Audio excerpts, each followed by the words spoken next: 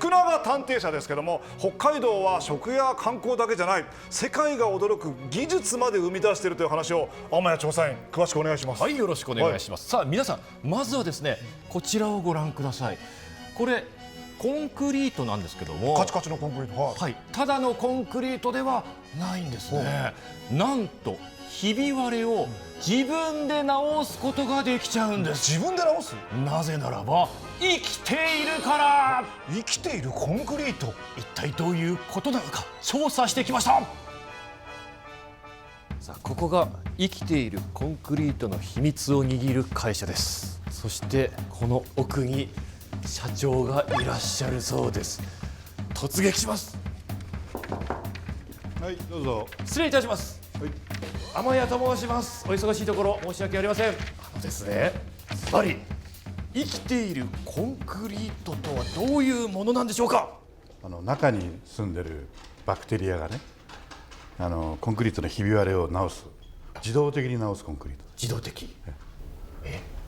もう一回言ってもらってもいいですか。確かにちょっとまだよくわからないですよ分かね。ったようでわからないです。バクテリアがひび割れを自動的に直す？謎はさらに深まりました。ここは日本のみならず世界各地にも拠点を持つ創業90年の老舗企業、相沢高圧コンクリート。早速生きているコンクリートの正体を探るべく生産現場に潜入、はいすると生きている。ザーッと出てきた。これは何ですか。バクテリアとその餌になります。バクテリアと餌。はい、この粉をですね、コンクリートに混ぜることでコンクリートに自己中機能を持たすことができると。正直まださっぱり分かりません。そこで詳しく話を伺うと、とんでもない事実が判明しました。何？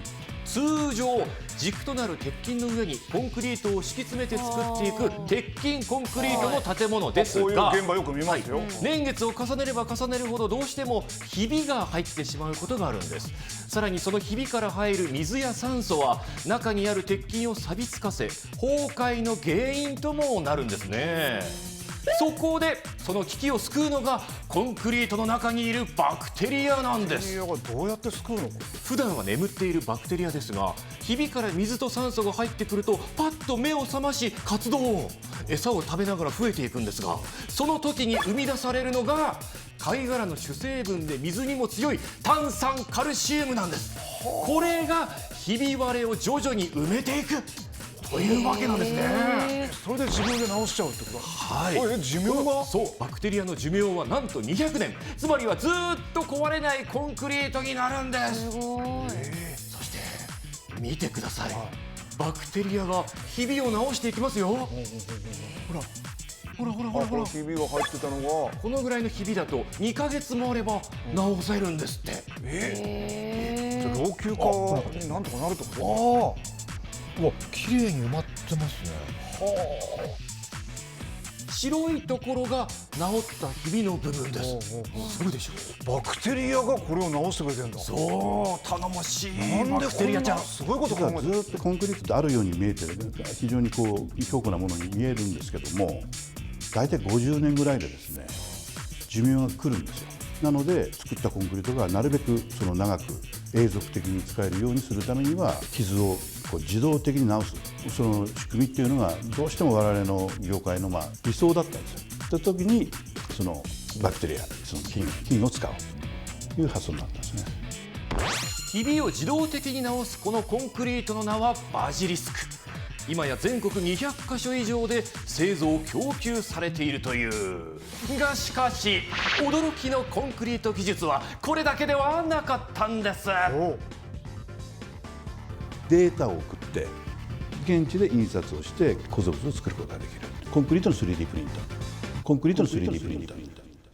また何を言ってるかよくわかんない。また出ました。どういうこと？謎のキーワード、コンクリートの 3D プリンターとは。何をおっしゃってるんですか？コンクリート製品っていうのは必ず鉄とか木製の型を用意するんです。型の中に生コンを入れて、で型を外して物が出来上がるんですよね。3D プリンターっていうのは型枠がいりません。練り歯磨き状の自立して立つ硬さのコンクリート、そういった特殊な材料をアームロボットありますよね、あれの筒先からその特殊な材料をどんどんこう積層させていく、3次元の形を作っていくって、そういう技術なんですよね。型はいらないと。そのコンクリート 3D プリンターで作られた建物がニーカップ町にありました。実際にあるんだ。はい、こちらになります。どれ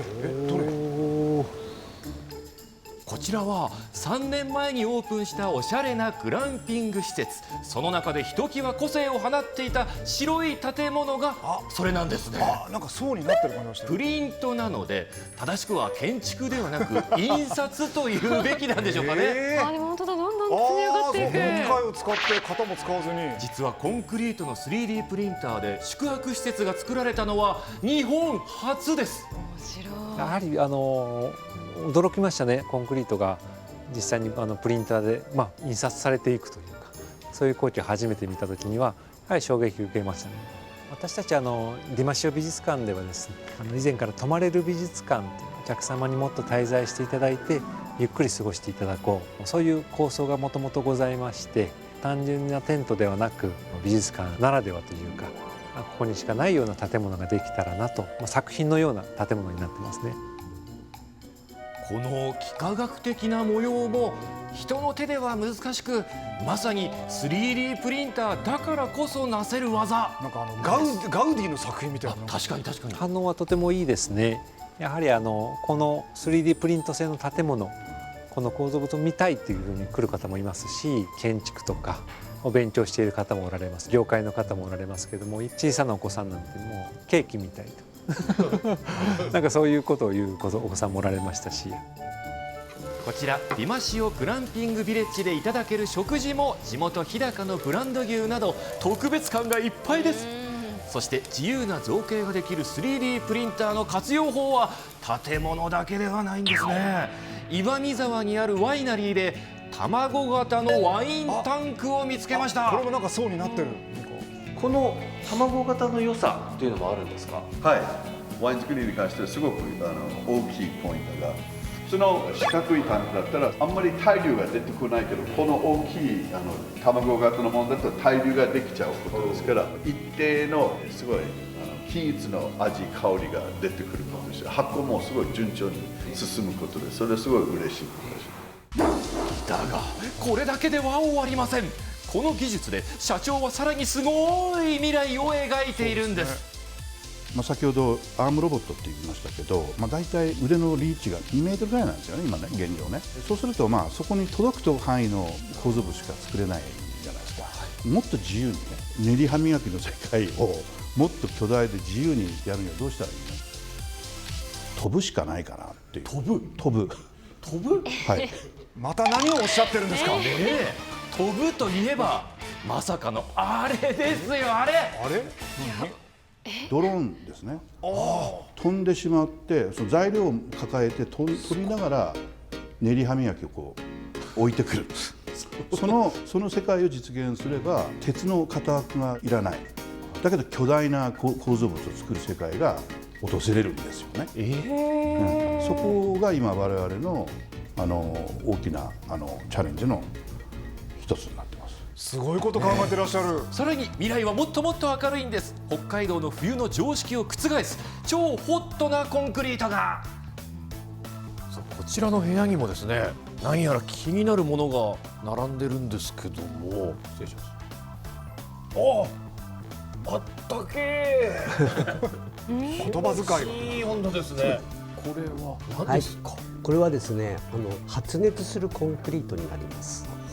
発熱する、コンクリート、生きてるから今度は発熱に。そう、どれぐらい暖かいのか測ってみると、右側にある普通のコンクリートが26度に対し、発熱したコンクリートはお風呂よりも熱い45度。そんなに熱くなるの？コンクリートというのは普通電気を通さない材料なんですけれども、カーボンブラックという炭素の粉をコンクリートに混ぜることによってコンクリートが電気が流れる状態になります。雪を乗せてみると、当然ながらこうなるわけです。そうか、そういうことか。まるでロードヒーティングみたいですよね。コンクリートなのに。でもちょっと待てよ、ならロードヒーティングでいいんじゃないのなんて思った人は僕だけじゃないはずです。メリットを伺いました。はい。ロードヒーティングは電線だとかパイプを通しますよね。そのパイプの中だけ熱が走ってるわけですよ。だから非常にそれ全体を温めるのにものすごいエネルギーがかかるんです。だけどコンクリート自体がこれ発熱する電気が通るコンクリートなので、それ自体が発熱するでしょ。だから全然エネルギーの通りが違うんですよ。半分以下になりますから。そのぐらいローコストでやれる融雪の時代が来るなということで、まずこれが一つ、この電気が通るコンクリートの使い方です。実はこの発熱するコンクリートはすでに実証実験済み。今年の3月末まではファイターズの本拠地エスコンフィールドでも行われていたんです。そしてでもう一つはね、電気が通るんだったら電池になるんじゃねえのっていう、そこなんですよ。またすごいこと。まさに発熱ができれば蓄電も可能なんです。例えば日中に太陽光パネルから得た電力を家自体が蓄電、それを夜間の電源として使ったり、さらには道路を蓄電コンクリートにすることで電気自動車は走りながら充電ができるようになったりと、その可能性は広がっていくんです。This is SDGs。自ら発電して自らが使うっていうのかな、そういった形にやっぱりシステムをチェンジしなきゃダメだよねってことに今なってる。でそのための鍵はやっぱり再生可能エネルギー、それを一旦だから発電したものをちゃんと貯めて、できちんと一旦貯めてきちんと送り出すっていうためにはですね、やっぱり蓄電池がいる。でそれを我々コンクリートメーカーなので、コンクリートという軸の中でね、我々がその活躍する場所がないだろうかっていうふうな問いかけの中で、この開発って今やってるんですよね。勉強になります。凄まじい話でしたね。調査報告。コンクリートは世界を変えるべく進化中。相沢社長の熱量に私圧倒されっぱなしでした。これは確かにちょっと需要があるでしょ、世界から。さあ続いてのテクノロジーは最新 VR バーチャルリアリティの世界へ。ここからは昭和の男、私福永俊介、自らその進化を体感しに行ってきました。はい。どうも、社長さん、あらららららら、社長さんなんです。はじめまして。で、この小野社長なんですけど、この業界では超有名人なんですよ。なぜかって言いますとね、こちら見てください。ザン。チェイサーゲーム。はい。という漫画なんですけど、聞いたことある。あるページにザン。ほら。小野社長が本人役として出てるんですよ。もうそっくりじゃないですか。どういういきさつで？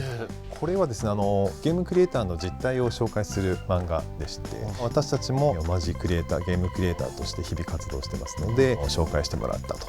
実際に見ていかがですか？はい、だいぶかっこよく描いていただいてちょっと実態と離れてるなっていう。いいんじゃないですか。いいですよね。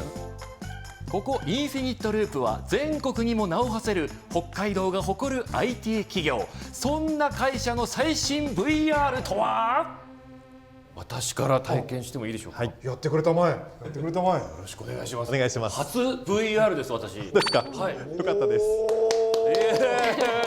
ではこちら VR のための機材ですね。こちらゴーグル、ヘッドマウントディスプレイ、あとコントローラー右手左手に持つということで、今回私たち用意しましたのは、ロボットシミュレーターゲームのクオンタノイドというソフトになるんですけども、早速じゃあちょっとやってみますかね。すごかったよね。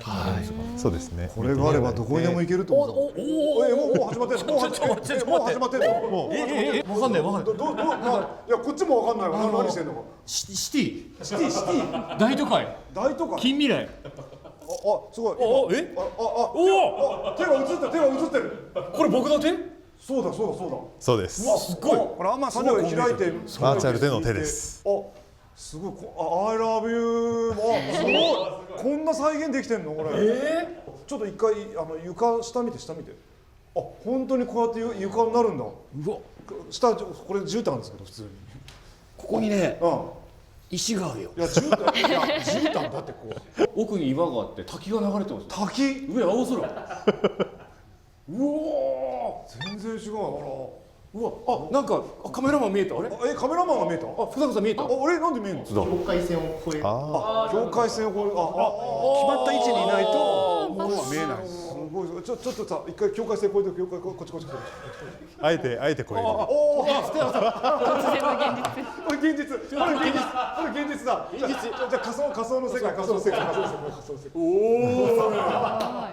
社長どこですか？いますよ。あ、こっち。社長。社長探せ。はい、社長はどこだ。社長はどこ VR ってこういう遊び方じゃないですよね。なんか趣旨変わってきてないかこれな。あ、これ現実世界。こういうゲームじゃない。ではないです。こんな原始的な趣旨が違います。こんな原始的なゲームじゃないですよ。前置きが長いよ。ちょっとはしゃいじゃいましたけどもね。さあ、先月発売された最新作をいざ。はい。超大画面の映画見てる感じです。ああ、そうなんだ。目の前ですね。うわー。お。え？そうですね。はい。そうです。今後ろから蓋が閉まって。後ろから蓋が閉まった。はい。おお。自分の膝なんでしょうか。これはどうしたんですか。私の膝かい？膝だ。わ今上に上がっとるで。うわーすごい。上に上がってるね今。上がってる。あ、やばい始まった。始まる。ちょ待って。え？あれが VR なんだ。ものすごい中腰になってる。これ中腰になってる意味あるんですか。いやもうあまりの迫力で完全に腰が引けちゃってる私。そうこうしているといきなりボスに挑むことになっちゃいました。戦いが始まる。どこでやっ？なんか始まった。いいですね。どこ？おおすごっ。あ、壁とかでガードしつつ。わお。おおどうした。今僕の戦いって見えてます？見えてます。どうですか？社長どうなんですかこいや、もうちょっと頑張りましょう。もうちょっと頑張りましょう。れは。社長苦笑いです。苦笑い。期待タイマー。はい、負けました。負けた。負けたんですか？もう勝ったか負けたかもわかんない。どうだった現実で戻って幸福の空戻ってきた。心細かったよ。どうだったの仮想の世界は。すごいですね。いや、おっしゃる通り没入感がすごいです。ドキドキするな。おお。あ、こんな感じなんだ。そうですまずねこの箱。おお。おーってコントローラー持っただけですから。じゃあもうなんかレーザービームが出てるんだ。レーザービームが。あ、すごい。おお。これ本当にこうカプセルに包まれた感覚になるんだ。ほら。入ってるかも。本当だ。あ、膝だ。おお、早い。ものすごい突進しますね。あそこです。そこ行ってください。なかなかね曲がれないの。まっすぐ。自分で進む方向を決めるんですね。左の。何も痛くないです。壁にぶつかった感じ。ここです。あそこまっすぐ行ってください。まっすぐ行くのこっちです。まっすぐ。あ、そうです。あら。あ、制限時間超過。敵に会えなかった。一番かっこ悪い人。敵にすら会えなかった。戦うことすらなく終わりました。俺。あ、おかえりな。社長。いやー、すごい世界だったもう。めっちゃ汗かいてます。もう汗びっしょりだ俺。わかりますねもう。昔はもうこっちなんかインベーダーゲームとかね。インベーダーゲーム。やってたものがもうこんなに進化して。おお、車だ。そしてこちらは実際には車がないにもかかわらず内装やカラーなど購入のためのチェックができるオート VR。 日常生活にこうやって取り入れられるってことですね。ゲームだけじゃないんですね。はい、ラスベガスで開催されたイベントでも各国から注目を集めたそうです。あ、これはイメージつきやすいわ。実際には使われてるんですよね。はい、そうです。日本各地の自動車販売店会社の方に導入させていただいておりまして、これを使ってお車を選んでいただいているというお客様も増えてきています。それがまた北海道の会社でこういう世界観を作ってるっていうのは感動するね。確かに北海道からでも世界に発信できるというのはこのデジタルの強みだと思いますので。はい。主任自ら調査報告。VR を除けばそこに豊かな未来が見えてくる。いいやいやいや、まあちょっとね、ゲームのところで我々はしゃぎすぎましたけど、そうですね、やりすぎましたね。北海道の会社でこういうことやってるんで、ね、でこう VR もコンクリートもそうですけど、ただすごい技術っていうことではなくて、本当に私たちの生活に関わる技術っていうことですよね。そうなんですよ。コンクリートなんて本当にもう身近なものですけども、ここまで進化していて、でさらには我々の生活を変える力を秘めているっていうことがよく分かりましたよね。これからほらちょっと人材も足りないっていう中でね、この建築業界においては革命的なことになるかもしれない。だと思います。そしてああいうバーチャルの世界っていうのも本当に北海道の企業が未来を変えようとしているっていうのはなんか我々としては本当に誇り高いですよね。そうなんですよね。ワクワクしますよね。はい。福永探偵社一生懸命調査しました。北海道は本当にさっきも言いましたけど、食や観光だけじゃないってことが分かりましたね。はい。